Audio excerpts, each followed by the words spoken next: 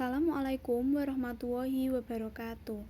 Di sini saya akan mempresentasikan materi tentang permutasi dan kombinasi. Sebelum itu, saya perkenalkan diri saya terlebih dahulu. Nama saya Vika Dulusiana, biasa dipanggil Vika. Saya dari kelas Komputerisasi Akuntansi 2019 gelombang kedua, Universitas Tekom Ungaran. Nah, permutasi dan kombinasi dalam kehidupan sehari-hari. Misalnya kita menyusun telur dalam suatu tempat. Jika kita memiliki 10 butir telur dan 5 wadah, berapa banyak susunan berbeda yang mungkin terjadi? Selain itu, konsep permutasi dan kombinasi dapat diterapkan dalam permasalahan mengenai susunan tempat duduk dan lain sebagainya. Dengan menggunakan konsep permutasi dan kombinasi, kalian dapat menentukan peluang suatu kejadian untuk memprediksi atau memperkirakan kejadian yang ada di masa depan. Di sini ada perbedaan permutasi dan kombinasi. Kalian tahu nggak apa itu perbedaan permutasi dan kombinasi? Saya jelasin ya. Permutasi ini berlambangkan P. P itu dari kata permutation. Nah, yang saya lingkari ini bacanya N permutasi R. Di permutasi ini urutan pengambilan itu sangat penting ya. Dan yang saya lingkari ini adalah bacanya 10 permutasi 2. Saya ambil contoh ya. Di satu kelas ada 10 mahasiswa dan kita akan memilih 2 orang untuk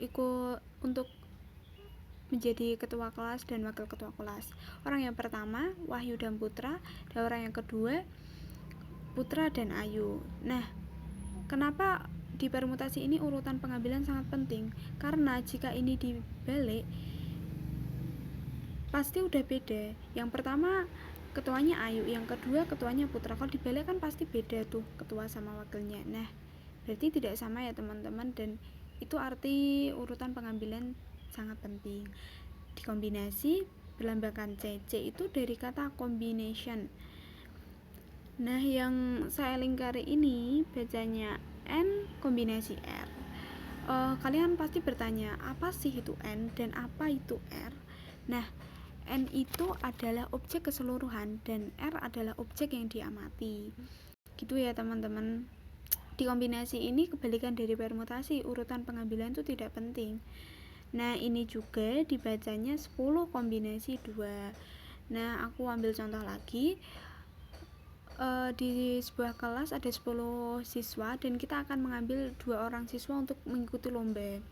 Nah, kita suruh milih. Yang pertama kita milih Ayu dan Putra, yang kedua kita juga milih Putra dan Ayu. Kan itu sama aja, yang ikut lomba kan sama-sama Putra dan Ayu. Jadi kalau kebalik-balik pun tidak masalah. Jadi urutan pengambilan itu tidak penting. Nah, gitu ya teman-teman. Pasti kalian udah tahu kan perbedaan permutasi dan kombinasi itu apa. Biar tambah mudeng lagi, aku kasih contoh soal ya. Yang pertama, seorang satpam bank ingin mencetak nomor antrian nasabah yang terdiri dari 3 angka. Jika nomor antrian tersebut tidak memuat angka yang sama yang dibentuk dari angka 0, 1, 2, 3. Banyak pilihan nomor antrian yang dapat dibuat adalah, nah menurut kalian ini permutasi apa kombinasi? Di sini kan mencetak nomor antrian. Kalau mencetak nomor antrian pasti kan urut. Nah, pengambilan urutan itu sangat penting kan berarti teman-teman. Berarti ini adalah ya permutasi. Nah, ada lagi nih yang kedua. Sebuah kantong berisi 6 kelereng putih, 4 kelereng biru, dan 3 kelereng merah. Banyak cara pengambilan 3 kelereng putih dari kantong tersebut. Kan ini kita terserah ngambilnya, yang penting 3 kelereng putih. Berarti kan urutan tidak penting. Berarti ini adalah ya kombinasi ya teman-teman. Sekarang udah mudeng kan apa itu kombinasi dan apa itu permutasi. Jadi, kalau kita ngerjain soal permutasi dan kombinasi, itu kita harus membayangkan soalnya. Dari sana kita bisa menyimpulkan apakah soal ini permutasi, apa kombinasi. Gitu ya, teman-teman. Selanjutnya, Fungsi dari permutasi dan kombinasi ini adalah mencari banyaknya untuk mengambil R dari N benda. Masih ingat kan R itu apa? R itu objek yang diamati dan N itu objek keseluruhan. Yang pertama, permutasi. Kalian tahu nggak apa itu permutasi? Nah, permutasi itu aturan pencacahan atau penyusunan dengan memperhatikan urutan objek. Nah, di sini ada rumus lagi nih. Rumus buat ngitung permutasinya ya. N permutasi R sama dengan N faktorial per N kurangi R faktorial. Kalau di tanda kurung itu pasti yang didulukan ya teman-teman. Sebelum itu kalian tahu nggak apa itu faktorial? Nah, faktorial itu yang dilambangkan tanda seru itu teman-teman, yang ini yang aku lingkari itu ya, itu faktorial. Faktorial itu aku kasih contoh 4 faktorial. Nah, itu terus berkurang. Jadi kayak 4 kali dikali 3 dikali 2 dikali 1 gitu. Kalau 10 ya 10 kali 9 kali 8 sampai kali 1 sampai habis gitu ya teman-teman. Nah, faktorial itu seperti itu. Selanjutnya ada contoh soal. Dari digit-digit satuan 0, 1, 2 sampai 9 akan dipilih 3 digit berbeda. Untuk membentuk pin ada berapa banyak cara ya. Di sini kalian pasti tahu kan ini kombinasi apa permutasi. Nah, ini adalah permutasi ya teman-teman. Nah, ini berarti ditulisnya karena N objek keseluruhan itu 0 sampai 9 itu ada 10 dan objek yang diamati ada 3, berarti 10 permutasi 3. Nah, terus gimana nih cara ngitungnya? Rumusnya dimasukin 10 faktorial kurangi 10 per 10 kurangi 3 faktorial. Nah, kan ini kebanyakan nih.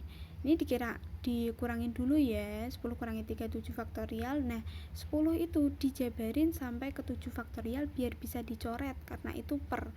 Jadi bisa dicoret ya. Berarti 10 kali 9 kali 8. Nah, berarti ada 720 cara untuk membentuk pin ya, teman-teman. Mudah kan, teman-teman? Yang kedua, ada kombinasi. Kalian tahu nggak kombinasi itu apa? Nah, kombinasi itu aturan pencacahan atau penyusunan tanpa memperhatikan urutan objek. Nah, ini rumusnya lagi nih. N kombinasi R sama dengan N faktorial per R faktorial dalam kurung N kurangi R faktorial. Dalam kurung dikerjakan lebih dahulu ya. Nah, ada contoh soal lagi nih. Di sebuah kelas terdapat 20 mahasiswa. Kamu ditugaskan untuk memilih 5 menjadi perwakilan kelas. Ada berapa cara pemilihan ya?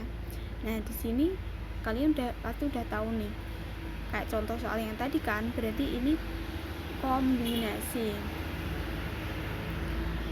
20 kombinasi 5. Nah, di sini cara menghitungnya tinggal dimasukin aja, tinggal dicoret gitu. Nah, dijabarin sampai 15 dulu, terus 15-nya dicoret, terus yang 5 itu dijabarin. Nah, hasilnya 15.504 cara pemilihan. Nah, dari penjelasan saya tadi kita bisa tarik kesimpulan kombinasi dan permutasi dua-duanya adalah operasi bilangan yang digunakan untuk menghitung banyaknya cara mengambil R benda dari N benda.